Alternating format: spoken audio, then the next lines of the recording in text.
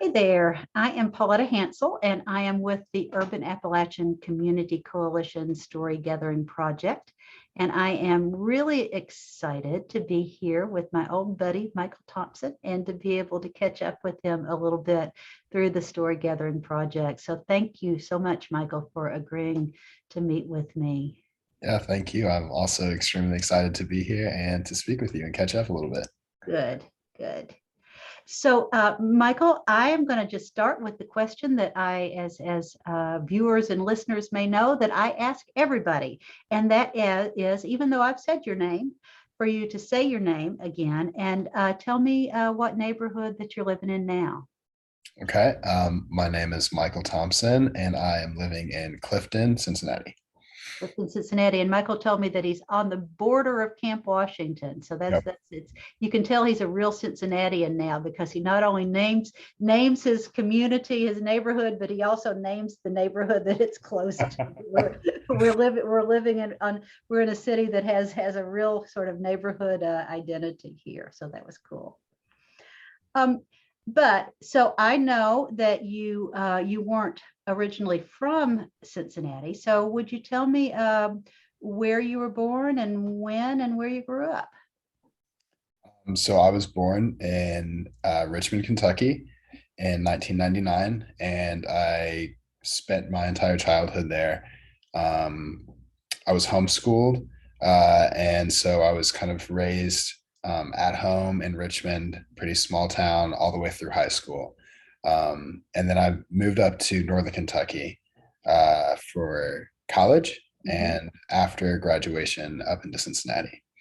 Cool. So let's go back. Well, I do want to talk about your college and your Cincinnati life now, but let's go back a little bit to Richmond. Did you you probably know, I think I probably told you that I was also born in Richmond, but Hmm. I didn't grow up there. And so I really only know it through, visiting things at Eastern Kentucky University, and I think that there's a music store now that used to be a Yeah. diner that my mother worked at, so just little things like that. So what was it like for you though, growing up in Richmond?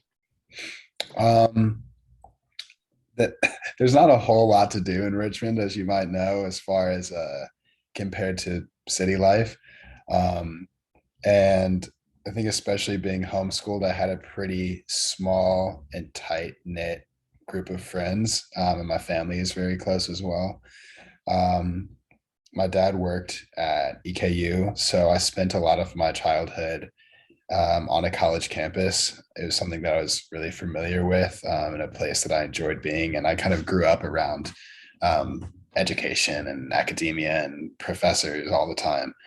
Um, I had a huge love for nature because when there's not a whole lot to do around you, a lot of your time is spent outdoors, whether it was for me playing basketball, playing other sports, or going hiking, biking, climbing trees, whatever it was. Um, and Richmond was all I knew, really. I had traveled outside of that, but I grew up my entire life there. I never lived anywhere else besides Richmond. So all of my friends were from Richmond, either from homeschool co-op or church or just my neighbors. Um, and I still have a lot of really close friends back there, and my family still lives there. So whenever I go back to Richmond, I kind of default back to my childhood, and kind of fit right back into that place of who I was as a child and young man. Yeah. Yeah. So I think about, when I hear you talk about Richmond and you're sort of close knit, I imagine you walking or biking everywhere you wanted to go. Is that true, or is it big enough that your family needed to do the whole sort of soccer mom thing or soccer dad thing of driving you to all these different places? Yeah, so we definitely did the soccer mom, soccer dad thing because where we lived in Richmond is kind of outside of, it's not really close to anything. Mhm. Um, we're off kind of a windy back road. But I certainly biked to all of my friend's house and my neighbor's house, and anywhere that was bikeable or walkable. I definitely did that. But we, especially once our whole family kind of got into sports, it was driving around Richmond to Lexington, eventually to places like Louisville and around the state. Because sports was a big part of my childhood and our whole family, really. Yeah. Well, Kentucky basketball, you just sort of have Yeah. to, right? We blew. Yeah, it's like my husband's always surprised when I actually know what's going on in a basketball game. Most of the time, like football, forget it, baseball, whatever. Yeah. I'll bring a book. It's too long, but basketball I can actually follow. And did you also begin your career as an artist when you're growing up in Richmond, or did that come later? I did. So I art and writing were things that I was always intrigued in as a child. I used to write songs. They weren't very good, but it's kind of what led to me writing poetry eventually. And artistically, uh, I was pretty much self-taught my childhood until I was about 10 years old. Um, I'm probably getting that age wrong, but it was around that time of my life. And a retired professor from EKU, his name was Mr. Dean. He had a very small studio above a laundromat in downtown Richmond.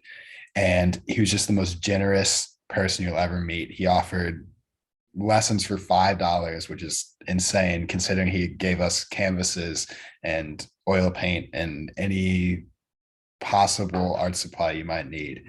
And so I went to Mr. Dean's studio once a week for, I guess, 4 to 6 years, until he eventually passed from cancer. But he really opened up my eyes to being an artist as a profession, really. And just being able to have the freedom to have materials and to experiment is not something I think most young people get, especially with an art professor as someone in grade school. And so, yeah, I really kind of found my passion during that time of my life, I think. That's cool. Yeah. Yeah. So I want to explore that passion and I know that that's part of what brought you up this way. But before we move more into the present, I want to go farther into the back into the past and ask you about your parents. Were they from Richmond or were they from elsewhere? Neither of my parents are from Richmond. My dad is from Eastern Kentucky, Clay County to be specific, and my mom is from St. Louis. Okay. So they met in Missouri, and eventually moved back to Kentucky. And my dad was working at EKU, which is kind of what brought us to Richmond. Um, yeah.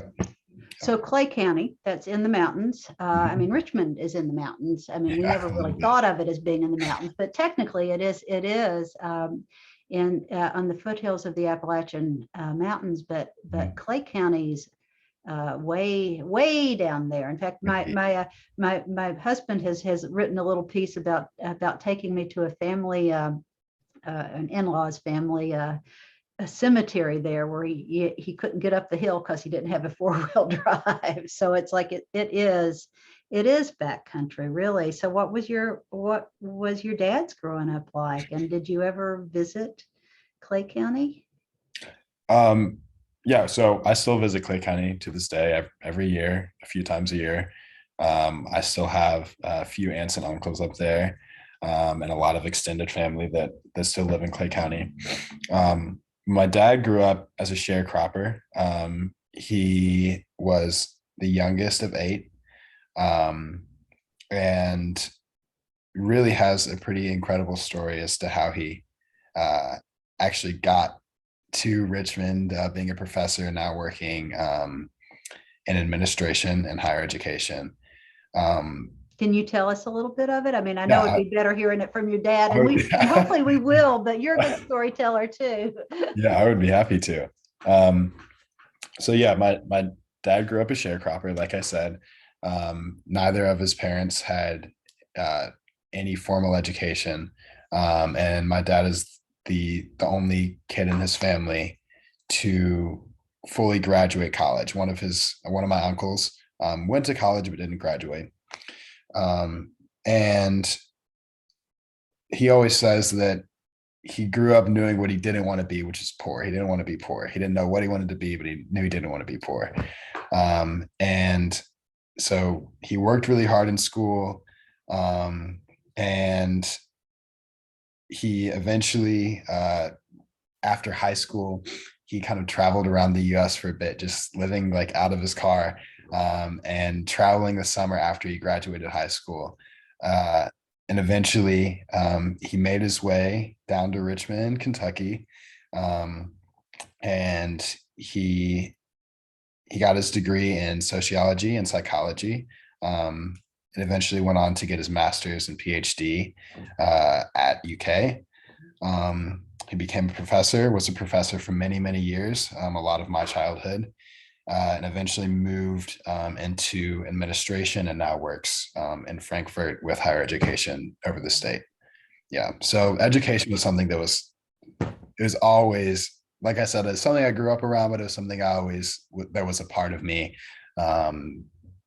purely growing up around him. And my mom also very highly values education. Clearly, she spent most of her life homeschooling me and my siblings.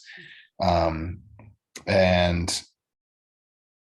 I think being able to watch both of them, especially kind of my dad's story of coming from one of the poorest counties in the US, to being one of the most highly educated people I know, and my mom's commitment to kind of giving up everything else in her life to focus on raising me and my younger siblings to have a education that is balanced and really kind of, I went to a liberal arts university, which we'll talk about later, but I kind of grew up living the liberal arts in a lot of ways too, both from my mom and my dad, both of those alternative perspectives and different backstories, obviously.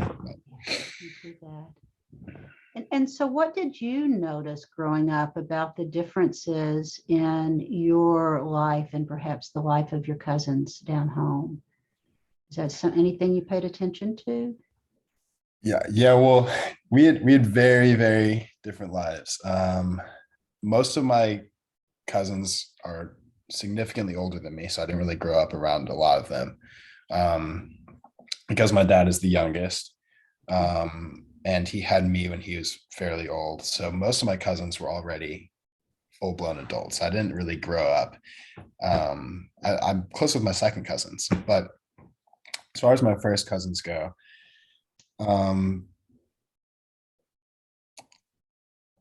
very different lifestyles. Like I said, it's an extremely poor, impoverished place, which clearly affected the outcome of some of their lives. And some of them have gone on to be highly educated and successful individuals, and some of them have gotten into pretty bad legal trouble, or just some of the effects that come out of living in an impoverished community where it doesn't seem like there are many ways out. I think it was definitely big for a lot of my cousins to see my dad's story and to see him kind of get out of Clay County and make something of himself, and be able to provide for his family in the way that he has. I know that definitely serves as inspiration for a lot of people in Clay County. Yeah. So what did you like about visiting Clay County when you're growing up? And what do you like now, for that matter? But just thinking about a boy who loves nature, and I'm just wondering if there were things that you really enjoyed about being able to go down home. I mean, I enjoyed a lot of things about it. Just, I think the drive up there is always very nostalgic for me, driving through the mountains. My dad would always make a point to point out, oh, that's my old schoolhouse, or that's the gas station where I went to get snacks with my best friend. And he grew up in a holler, which I'm sure most urban Appalachian folks are familiar with. But kind of driving up into the holler and then hearing the stories that my dad would tell me about him growing up there, and then driving through the place where he grew up and being able to imagine his experience as a kid, and what the place looks like now. But it's a very, I don't know. I don't want to necessarily say tight knit, but it's such a small town. It's such a small place that, and most people don't leave there, that it feels almost like you're going back in time a little bit. And especially seeing that my aunts and uncles lived in the same house, very, very close to where the house they grew up in, and visiting that place year and year after year. I go there and I can imagine their childhoods, and hearing the incredible and sometimes tragic stories of their lives, and then visiting the place where those events happened is, it gives you a lot of perspective, I think, as a young person, but also now kind of as an adult and someone who does research and gathers stories and creates art. That's all very interesting to me to like I said, kind of go back in time in a way, and to inhabit a place where, in my mind, these stories are almost like legends. It's so far out of my scope of my experience, the way I grew up, that hearing these stories over and over and over again, they become like legends. But then to, to see my aunt and having heard all of these crazy stories about the way that she lived, or the way that my dad lived, or the way my grandparents lived, and then to go visit her in the same place where everything happened is, it opens your mind, I think. Yeah. And yeah. Yeah, that's Yeah. cool. I hope you write more about that. I hope to see some of that writing. Mhm. Yeah, thank Yeah. you. Oh, and let me just ask you though, because we're used to using, being from Kentucky, everything's a county, Clay County, Breathitt County. But what was the name of the community, or what is the name of the community in Clay County? Is it a named community? Manchester. Manchester. Okay, Yeah. so they actually lived in the larger, Yes. yeah, got Yeah. it. Well, they live in Manchester still. Okay. Yeah. Yeah. Yeah. So from Manchester to Cincinnati, how'd you get here? What brought you here? Yeah. So you heard the whole story about how my dad got to Richmond, how my parents got to Richmond. I knew that I had no option but to go to college growing up. I never thought otherwise. I knew I was going to college one way or another. So I started doing college visits when I was pretty young. My dad would do lots of speaking engagements in Kentucky and around the country. And I would go with him on some of those, and I would visit the universities, and I would talk to the professors and the president and whoever else was there. And so when it came time for me to make my own college decision, I knew that I probably wanted to stay in state, because I was part of the governor's college program, which incentivizes you to stay in state. I wanted to kind of get away from home, but not too far. And I visited lots and lots of universities around Kentucky specifically. And ultimately, I decided on Thomas More for a few reasons. One of them was that I came up to visit initially for basketball. I was pretty committed to basketball throughout high school. I really wanted to play college ball, and Thomas More was one of the places that was an option for me. So I visited Thomas More to talk to their head coach at the time about joining the team.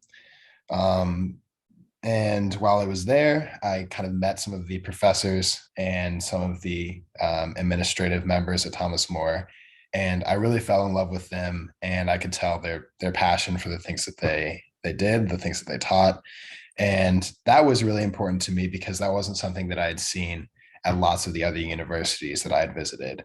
The campus was really small. It was not at all what I thought my college experience would be like. But when I got up there and I decided not to play basketball, and I decided to make the commitment to um, be fully driven by my academics, by my passions, um, and try to do things that were authentic to where my heart was. Thomas More felt like the place to do that.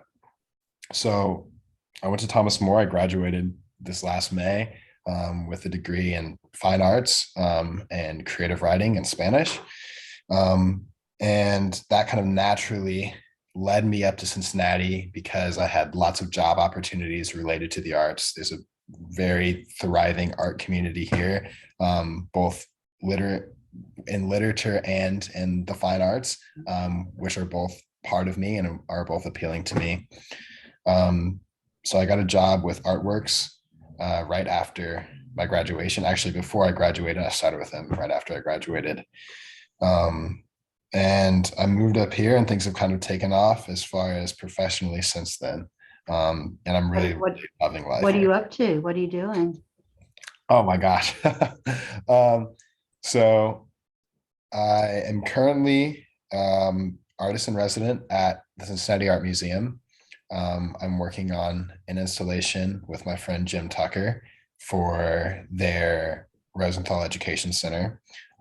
That's pretty big project in the works. I'm also artist in resident at the Contemporary Art Center, where I will start my residency next week. And actually, a lot of the work that I'll be doing with them is kind of focused on my Appalachian identity in a lot of ways, tapping into some of those values that I think I grew up with and that have now become intimate parts of my own practice. So I'll be doing my own work and also facilitating workshops that are connected to my own practice at the CAC. I'm currently working on a project titled Sanctuaries for a grant given to me by ArtsWave. And within Sanctuaries, what I'm doing is I'm going out into my Cincinnati community and interviewing BIPOC creatives in many different fields on their own sacred spaces. And then I'm using those interviews and those testimonies to create work of my own and creating a book that juxtaposes their testimonies and my writings and art as a authentic reference point of the nuanced lives of Black and Brown creatives in Cincinnati to give back and as a way of combating any social narrative of what Black art is supposed to be or what you think it might be. Trying to seek truth through my art and to offer that back to the people around me. So that's a multiple, at least year-long project. Part of it will be for the grant, part of it will be continuing afterwards that I have going on. And then I'm giving a TED Talk on March 5th, which will be related to sanctuaries, as well as just kind of the way that I work as a creative and the ways that I want to challenge my community, whether you're a creator or a consumer or both, in my case, to give your own authentic experiences, to give your attention to things that are worthy of them, and that give honest representations of your community. And then I have lots of other small projects going on. that you fit in between the cracks. That's amazing, Michael. I am Yeah. so happy that you're doing all this good work. It's I'll just fess up that Michael and I have known each other for much of his college career, and have had the opportunity to do some writing together. And Michael was part of the Urban Appalachian Leadership Development Project early on. So just so happy to see how you're using your gifts. So thank you for that. And I'm very happy to say that you're one of my biggest poetic mentors as far as reading your work and learning from you. And I have many of your books, and I recommend many of your books and give your books to many of my friends and family frequently. Thank you, Michael. We're the Mutual Admiration Society here. So I could talk to you forever, but I know we're going to need to wrap up in just a minute. And I'll also tell folks that I know that we're going to get Michael back for another interview, because there's so much more to talk about. But the final thing I would just like to ask you, and it's maybe a little bit out of order in terms of our conversation, but I do want to ask, and that is, you talk about you name your Appalachian identity, and I'm very happy to hear that. And I'm just curious about whether or not growing up, your family ever talked about yourselves as a family as being an Appalachian family, or was that a term that was used, or might there have been another term? Hill people, sometimes people say, but did you feel like you had that identity growing up?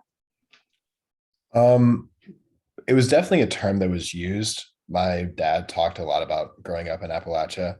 And I think he certainly identifies as Appalachian, but I didn't necessarily identify as Appalachian because I think there's probably a disassociation there for him, considering the place and the way he grew up, and then the place and the way that I grew up, and where he lived as him and my mom were raising me. So I don't think in his mind he ever thought of us as an Appalachian family, because I believe in his mind he had an idea of this is what Appalachia is, and this is an Appalachian experience, and that is not what my kids are growing up with. So in my own mind, it was never an identity that I necessarily associated with. But I think as I got older, and as I began to meet more folks who like to talk about their Appalachian heritage and experience, I began to realize that it was certainly something that I had identified with growing up as far as my experience. I just didn't put that name on it necessarily. Many values that I would say are Appalachian values, the things that I care about, the way that I think, my community values, are certainly part of my own personal Appalachian experience, but that's something that I've kind of been able to put a name on and wear on my chest a little bit more openly as an adult and as a professional, now that it's something that I have been able to explore outside of the realm of whatever my dad's experience was, or my childhood, or Richmond, whatever it was. And now I'm able to say that I am Appalachian, and I grew up as an Appalachian. I just haven't always said that my entire life, I guess. Right. Thank you, Michael. That's a great quote to end with. So I appreciate you giving words to that. So we will wrap up this interview and stop the recording. Again, I am Pauletta Hansel with the Urban Appalachian Community Coalition Story Gathering Project, and have been so intrigued and happy to have this conversation with Michael Thompson. Thank you, Michael. Thanks, Pauletta.